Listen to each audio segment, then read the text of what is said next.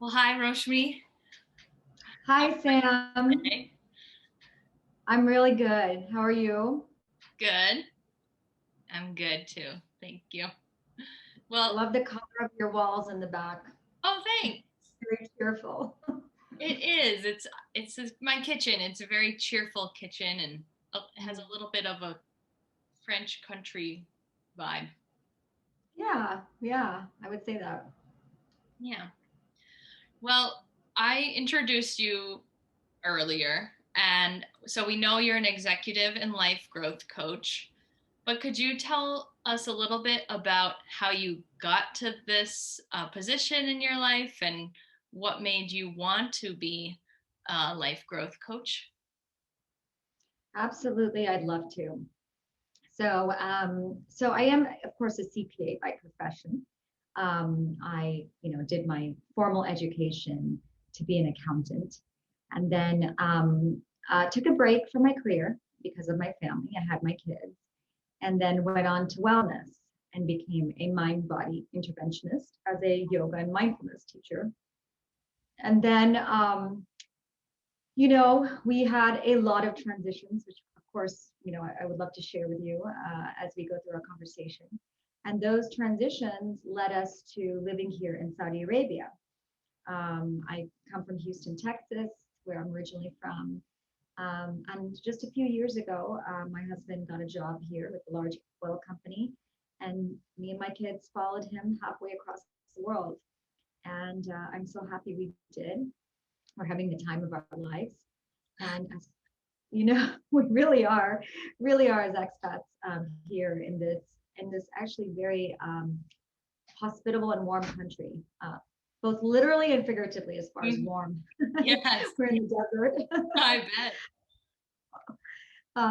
But lots of opportunities were created for me here. And one of them was I got the opportunity to work for this company that my husband works for as a mind and body specialist, as sort of a stress management specialist.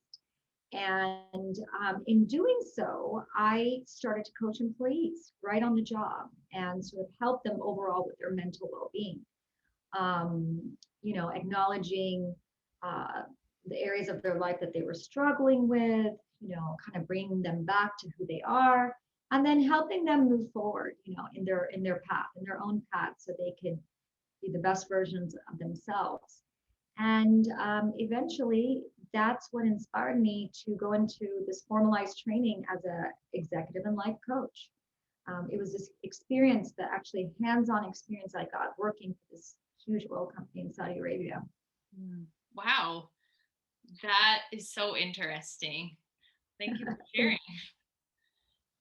So I'm thinking about, there are a lot of transitions that you mentioned getting to where you are now.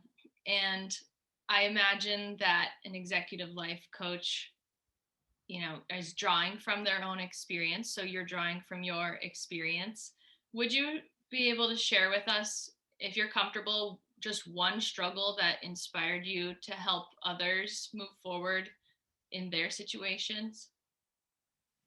Absolutely, and I've actually been blessed with lots of struggles. I say this, I say this very truthfully, because I do believe these opportunities are for learning and growth. Every time we do struggle, at least that's how it's helped me. But one of my struggles, it has been, of course, just changing careers. I mean, such a vast array of careers I've had, and using a wide range of my strengths to sort of pursue or persevere in these careers, was always initially a challenge. Initially a struggle. But I believe uh, that we are, all of us, we're naturally creative, resourceful, and whole. We have the inner resources to take the steps we need to come through, and again, making it a learning opportunity for growth and just future progress. I like that. I like that belief that we have what we need within us. And so it's just a matter of accessing it or believing it and then using our own inner strength and knowledge. Yeah, exactly. And it can be so many different forms of struggle. It can be a struggle related to the loss of someone, or a devastation that they've experienced, or just not finding the right job, just feeling like they're stagnant, just floating and not finding the fulfillment they're looking for. And in each of those areas, I have personally experienced, I can just empathize a bit more and really connect to my clients on a deeper level. Mm, And of course, that just really makes the coaching experience so fulfilling for both of us. that's great. I can relate to understanding people's experiences more after I've gone through it. Yeah, sometimes I felt like even a bad friend when I hadn't gone through a struggle, and then I didn't know how to help my friend. And let's say a year later, I went through the same struggle, and I apologized to that friend. I'm thinking of a particular situation because I didn't handle it the way that I would have wanted my friend to handle it. And she knew how to be there for me because she had gone through it before. So, empathy, yes, we can grow our empathy. And um, that's why I like that you said that your struggles have been blessings, because Mhm. I can tell, you learned from them, but also you're saying that they're blessings when you can take your struggle and help someone else get through theirs. Yeah, absolutely. I think that is just so impactful for both parties, both me as a coach as well as my clients. Yeah. Hmm. Well, we're here today to talk about saboteurs. And when I first heard that, I thought about imposter syndrome, which is a popular topic right now. And for anyone listening, imposter syndrome means doubting yourself, which stops you from putting your best self forward. So, Roshmi, could you tell me what is the connection between imposter syndrome and saboteurs? Because they're not the same. Yeah, so absolutely. So just to reiterate, imposter syndrome, right? It's the idea that if you get yourself out there, or you expose what you want to pursue, that you're actually a fraud, that you're not deserving of what you want to take to the public, or put out there is what you know.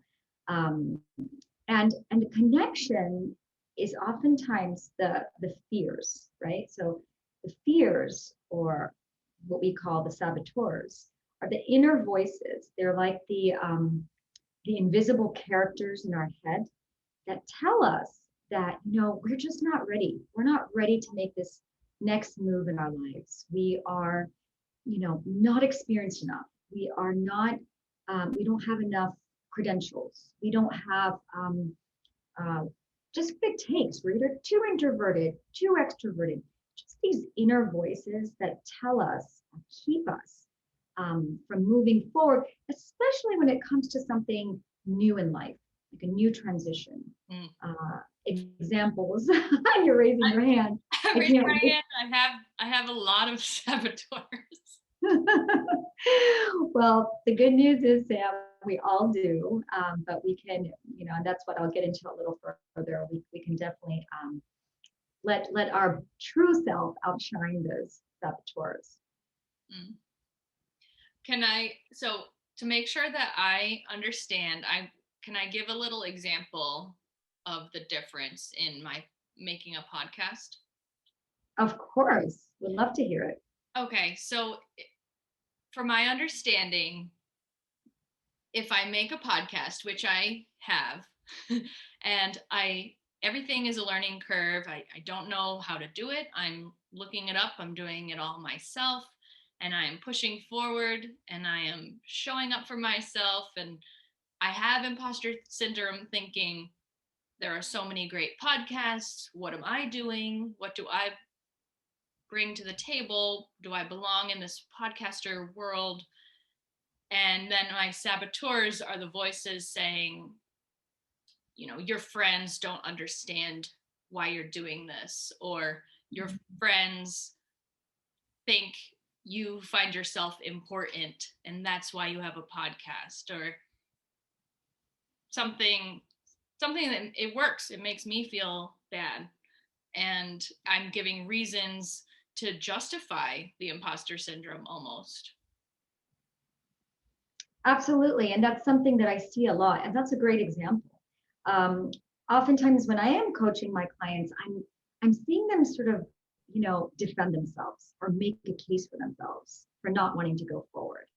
And I pick that up as those inside voices, not my client, because that's not their true self, but those inside voices, kind of highlighting these fears of, you're just not ready, you really don't have what it takes, again, you're not the real deal. There's so much better out there, like you just expressed.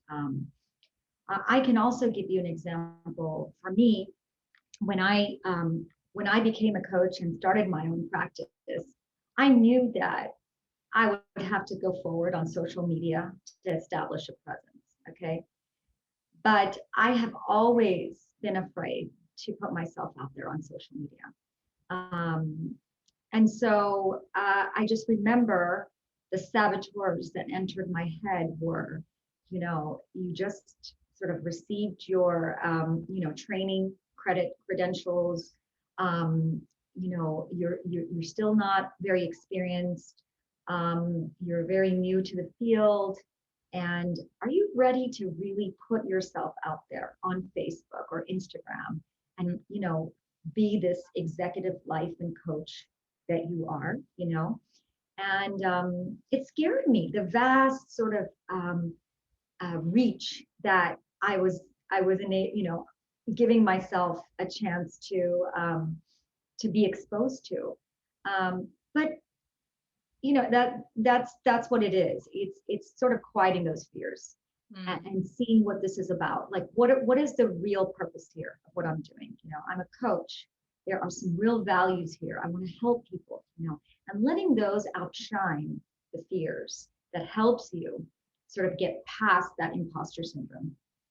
If people are experiencing saboteurs, are the common ones that they don't belong pursuing whatever they are pursuing? Great question. So there's actually four very common saboteurs, especially when starting something new for the first time, or just again moving forward in a big way, trying to move forward in a big way. One is this fear of, a messy sort of uncertainty. Okay. Meaning we are all wired to have this prepackaged way of doing our work, right? And we're comfortable with that prepackaged work. But with something new, there's always this, fear that it's going to get messy and complicated. And there's an unknown, of course, element to it. And that's one saboteur that's very common that I hear when wanting to push forward. Another one is just the fear of being judged, right? You mentioned some of it in your example, as so did I, right? Absolutely. Yeah. As kids, we're just like, very transparent about what we say and what we do because we don't have that fear of, what will people think and what will they say? That fear sort of starts in our teenage years and develops into adulthood, right? Mm-hmm. So that's a very common fear when like keeping us sort of from going forward is that worry of how we'll be projected to other people. Um, Another one is just making that first step, right, in something new. It can just seem so overwhelming and just so much hard work. But as we all know, once we do take that first step, in my case, it was getting myself onto Instagram and Facebook and getting the word out there that I'm starting this new career in coaching. The momentum just picks up on from there, right? Maybe I start with one post, once a week, and then I'm getting a little more comfortable after I receive the feedback, right? The appreciation, the comments, and then I start to increase the rate a little. And then the fourth one, I think it's really scary to let go of control. I think that, when we are pushing forward with something new, um, we want to accomplish it oftentimes on our own, but soon realize that it takes a team, right? A village sometimes, and letting go of that control.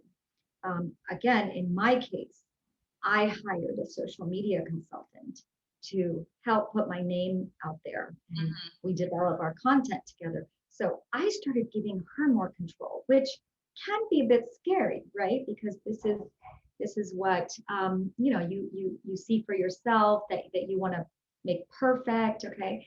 But that's another fear that I often see as a saboteur.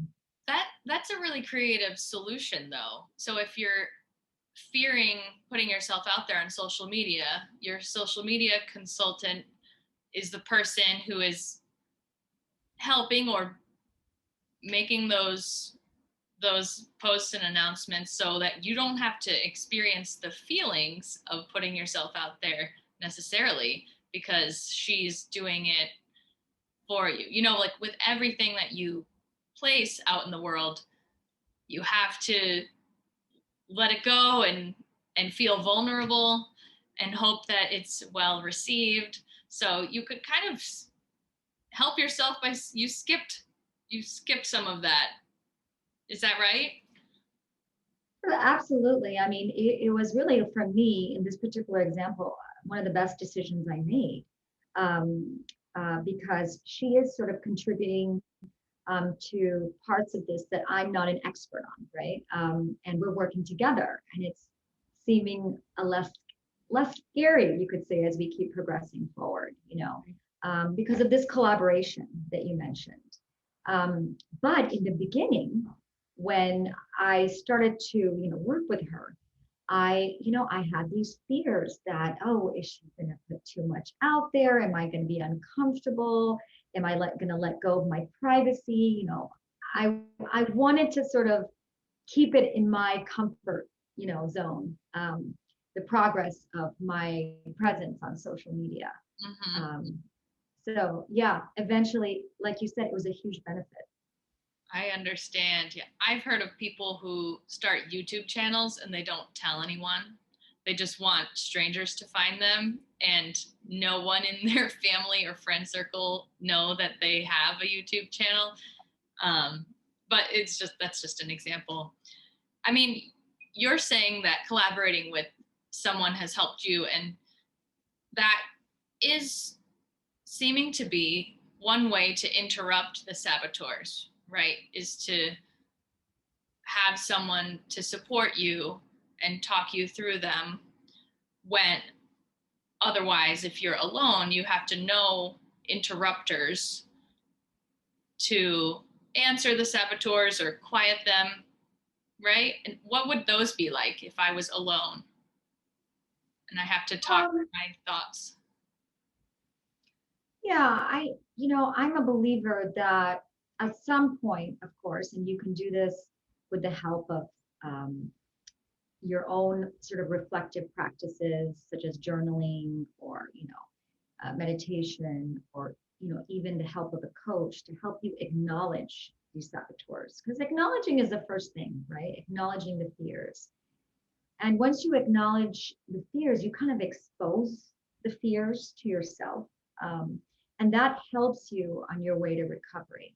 But of course, having someone there support you also helps quiet those saboteurs, because they're giving you that ammunition, that strength, right, to move forward.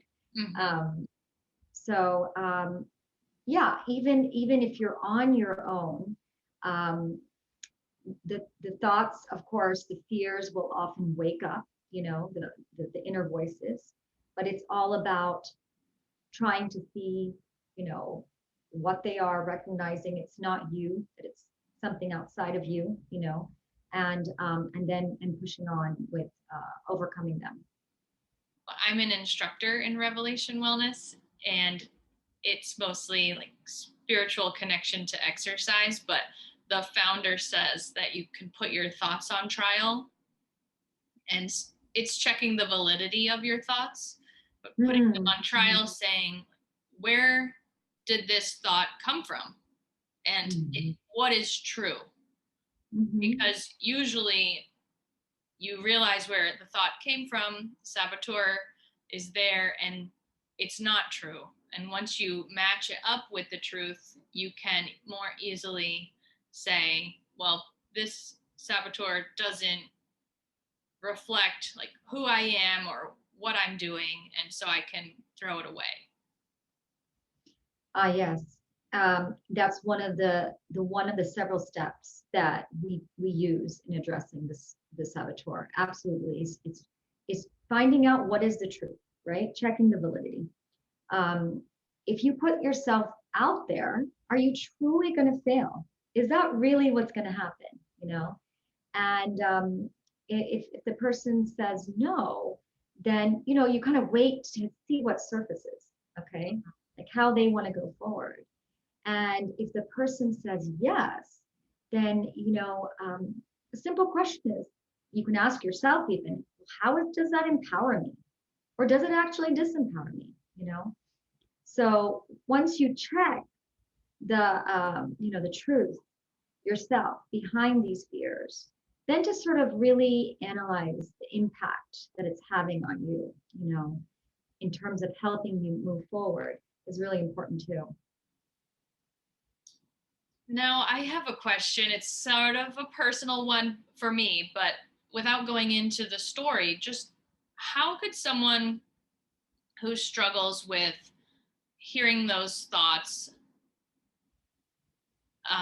but they can't shake them, how does someone address that? Because I could Mhm. try and repeat the truth over and over and over, but my mind is obsessed with this one fear and I cannot quiet it, or I meditate, it quiets for that time and then it's back. What am I supposed to do? Mhm. Mhm. Well, there's several things you can do. And, we can talk about it from a coaching perspective. I know these are some of the things that I've tried with my clients. And Mhm. first and foremost, of course, just, being able to catch the saboteur in action, so right when you're trying to make that step, you hearing that voice that's saying, no, you're going to fail. You're not ready. You're not good enough for this. You're hopeless. So being able to acknowledge and really catch it, and then exposing that saboteur, and really experiencing, and this is what I do in coaching, of course, really experiencing the feelings behind those fears, right? Like, what is the impact emotionally for you behind the saboteurs? And I'm a believer that once you do acknowledge those feelings and experience them, that this is a great way to sort of open up the channels for your own resourcefulness, your own path towards going forward. Um, and in addition to that, just recognizing that these inner voices are not your true self, you know, and to do that, you can almost personify your saboteur, and I often ask, my clients, like, who is speaking here? What are they saying? How would you describe their voice? Mm. Have fun with it, give it a name. Once you've acknowledged it, give it a name, a little character, Yeah. Like right? a Karen. Avatar, maybe. Yeah, yeah. And that creates space, right, between you and this inner voice. And then I love to sort of champion my clients and say, okay, well, now that you know that that's not you, who's the boss around here? Mm. Whose final say is it? You know, so really taking ownership of what you can do about it. And in doing so, again, checking the validity. I go back to always questioning the truth. And okay, like you mentioned, you question the truth, right? And you see it for what it is, but then going a step further and seeing how this impacts you in your story forward, right? And is this how you want it to impact you? Um, or do you want to rewrite your story? Do you want to take that self-authorship, that responsibility on how you want to go forward and not this inner voice take over? Okay. I really like that. I've never heard that before, of seeing how it's impacting you, because Mhm. once you stop the thoughts, then you can see, what is this doing to me? Is this how I want to experience this or even live? And then when the Mhm. answer is no, then it probably would make me more ready to take the next step. um yeah, and make sure that I am living the way that I want to live and I'm not impacted this way, because I think people can get caught up in their thoughts and then they don't even realize how negative those thoughts are and how they impact themselves and the people around them too. Absolutely. Absolutely. These are just, some preliminary steps that we can take. Again, as we open those channels of energy forward. Mm. And someone asking you how you want to rewrite your story, just feeling that responsibility towards yourself and just taking over is so empowering.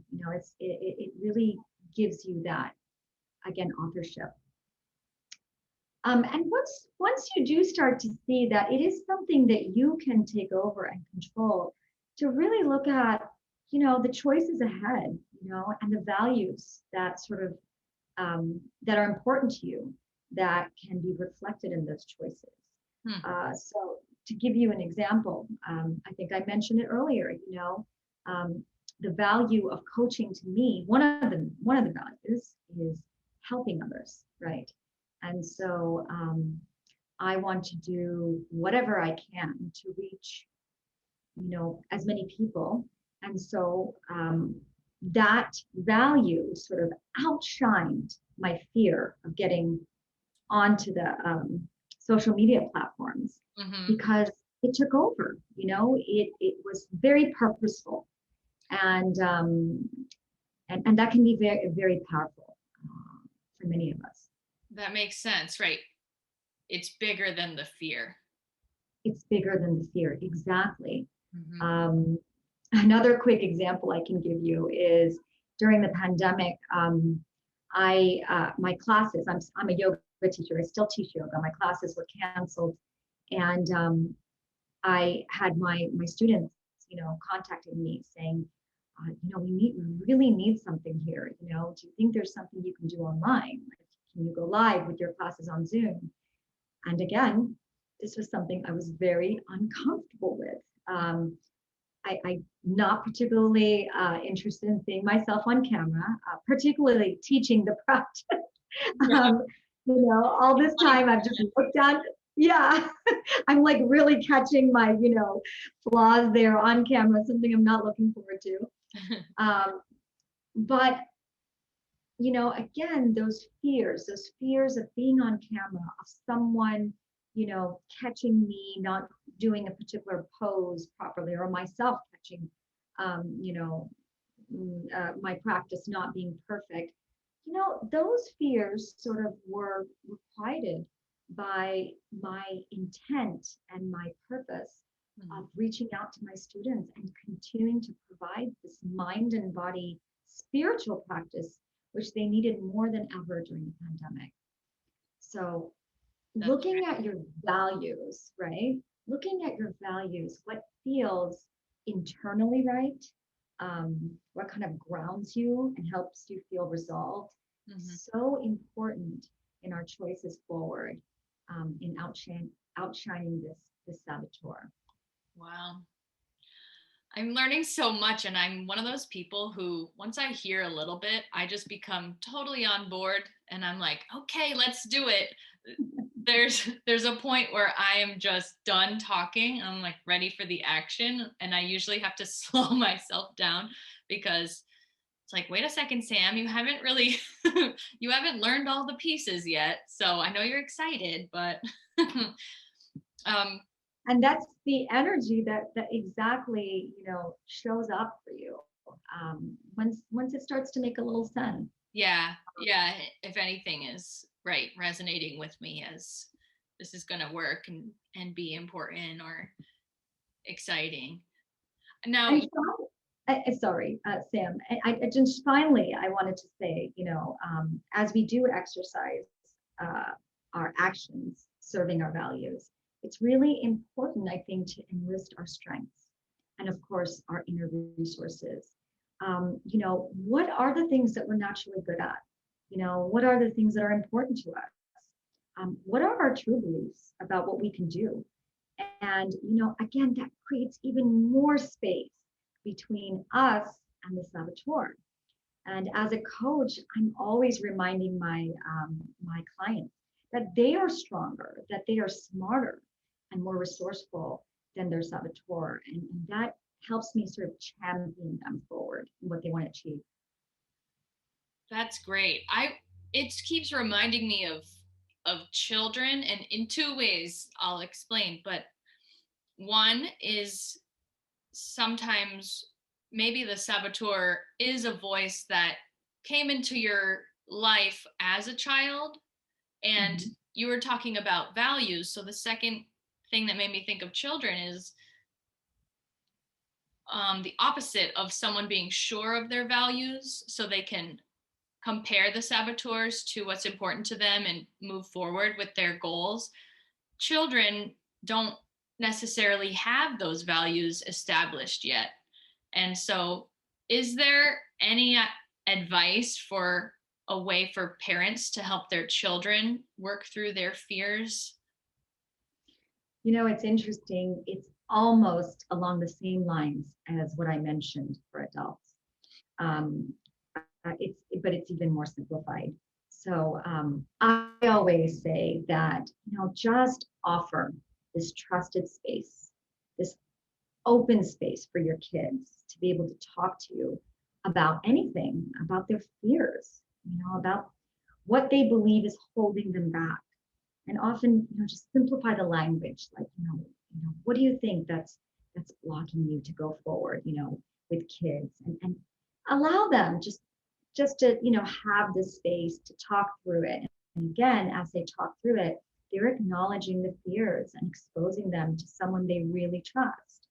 um, and then, of course, having them see that they are not one and the same with the saboteur, that this is just an inside voice that's talking to them. And again, even in a gentle way, to have them question that validity.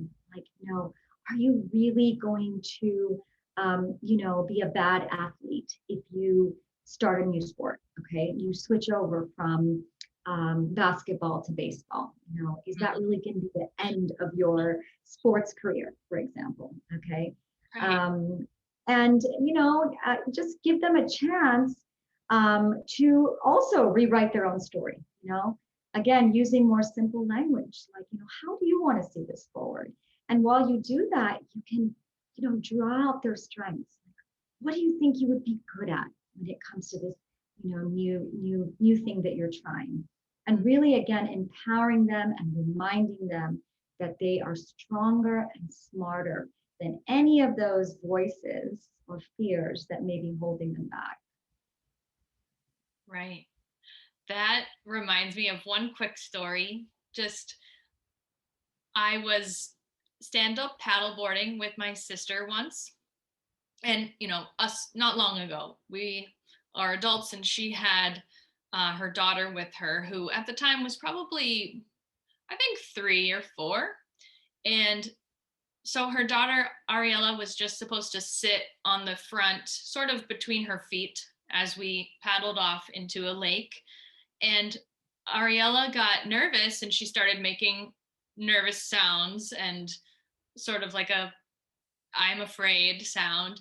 And my sister asked her what she was worried about, and she didn't really stop the paddleboard. She kept going, but said, "What's the matter?" And when Ariella said she didn't want to fall in, my sister did what you were just describing. She said, "Well, what's going to happen if you fall in?" And Ariella said she would swim. and she could swim. She was a great swimmer at that young age. So that's exactly, the answer. And you're good at swimming, and you can hold on, and mommy will reach for you, and everything you're afraid of, we have an answer to what is going to happen. So I think that's when Ariella, probably not in her head, but she stayed with us and didn't decide to go back, and just realized that, the fear of the unknown wasn't unknown. Mm-hmm. I mean, it was simpler and quicker than maybe other situations are, but Mm-hmm. it was very little at the same time. So it's exactly what it was. I I absolutely love that. And I just want to say, kudos to your sister for just being present with her, and slowing it down and acknowledging um, what her fears were at the time, and then giving her that, expressway to just see that, we got this. We can get past this. It's going to be all right. Hmm. I like that she spent that time too, instead of shushing the fear, Right. Mm-hmm. saying you'll be fine. Like, that doesn't really quiet the person's thoughts or resolve anything for them. And that's sort of a great also analogy for the shaking it off, like you asked me, is it, Oh. can you just shake this off? And actually, no, it does take some introspection, or the help of a coach or a trusted friend, or a beautiful mother like your sister, to really become present and help that person acknowledge what's going on. Hmm. Well, this has been an amazing talk for me. Thank you so much, Thank Roshmi. you. Uh, I have those closing questions that I ask everyone I interview, and they're random. They don't go together, but if you'll humor me, the first Sure. one, I'm a foodie, and I am just always trying food, and I love going out to eat when I can. So what's your favorite cuisine? Oh, I'm a foodie too, Sam. So I love this question. I love Thai food. Thai food has to be my favorite. I love Thai food because it's like a melting pot of different flavors. Mm. The sweet, the sour, you've got the spicy, savory. And I am such a believer in the ingredients. I feel like none of it makes me feel bad afterwards, yet it's so flavorful. Mm. So That's it's a got good to be on top point. of my list. There are some foods that are great while you're eating them, and then you don't feel good after. So that's a good point to take into account. I'll think about that. Thank Number two you. is, the show is called Learning and Unlearning. So in your daily life, what are you currently learning or unlearning? I think I'm just learning to let go.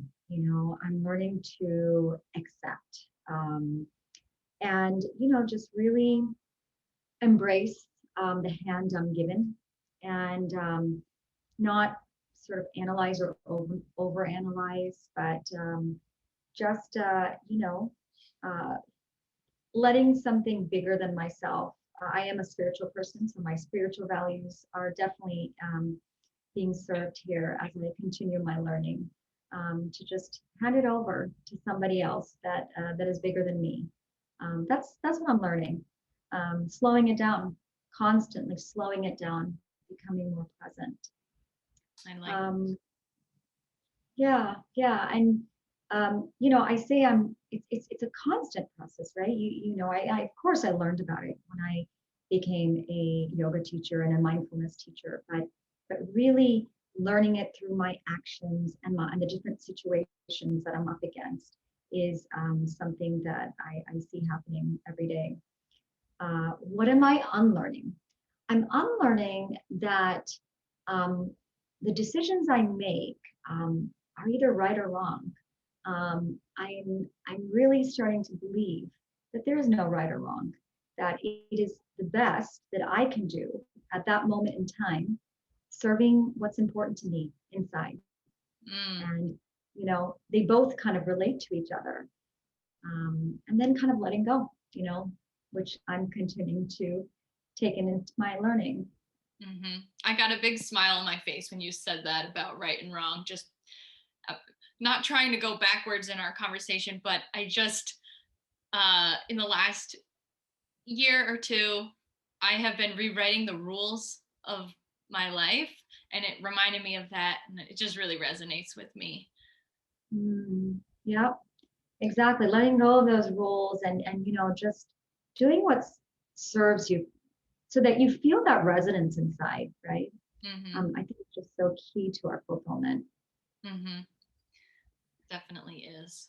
What do you think is our purpose on Earth? Ah, wow. So introspective. I love it. I think our purpose is to be the best versions of ourselves and to give that best version to all those around us, um, to feel that connectedness that we can have on each other, and to really create a positive impact on each other with what we know and what we're good at and what, again, we value. So, in a nutshell, that's I feel the purpose. Yeah. That's beautiful. I I'm gonna share your contact information with everybody, Thank you. and I think Great. that's it. So if anybody wants to get in touch with you, Roshmi, they have your Instagram, your email, Facebook, LinkedIn, and WhatsApp number. Yes, absolutely. I'm very reachable, under all those mediums. I respond fairly quickly and, very, very happy to see any interest in starting a coaching conversation with anyone that's interested. Great. Thank you so much for talking with me today. It was honestly really fun and interesting. I appreciate it. Oh, I thank you too, Sam. It was just wonderful being here. I mean, it just went by so fast and I enjoyed every minute of it. Thank you. You too. Thank you.